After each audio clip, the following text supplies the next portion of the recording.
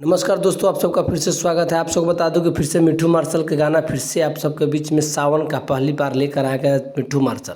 तो नमस्कार, आप सब देख रहे हैं भोजपुरी प्लेटफॉर्म यूट्यूब चैनल। आप सबको बता दूं कि आप सबके सुपरस्टार मिट्ठू मार्शल फिर अपने फैंस के लिए एक बार गाने लेकर आ गया, जिस गाने का टाइटल है पगली ढाड़ा तिया जल। कब और किस समय रिलीज किया जाएगा तो बने रहे वीडियो के साथ। आप सबको बता दूं ये गाना होगा सुपर हिट और ब्लास्ट, कि इस गाने को रिलीज किया जाएगा मिट्ठू मार्शल इंटरटेनमेंट यूट्यूब चैनल से।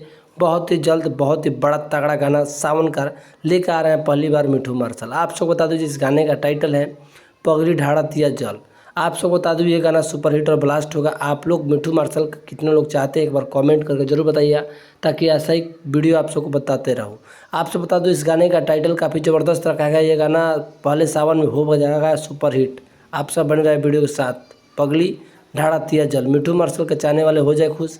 मिट्ठू मार्शल अपने फैंस के लिए लगातार बैक टू बैक बोलबम गाना लेकर आएंगे।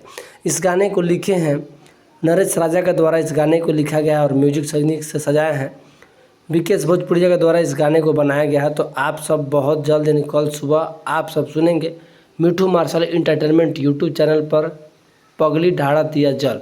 तो जाइए इस गाने को सुनिए और ढेर सारा प्यार दीजिए। और इसी तरह का वीडियो को देखने के लिए भोजपुरी प्लेटफॉर्म यूट्यूब चैनल को सब्सक्राइब कर लीजिए, ताकि ऐसा ही खबर आप सबको मिलता रहे। अगर आप भी चाहते अपडेट जानना तो ऐसे ही अपडेट जानिए और वीडियो को लाइक कीजिए, शेयर कीजिए।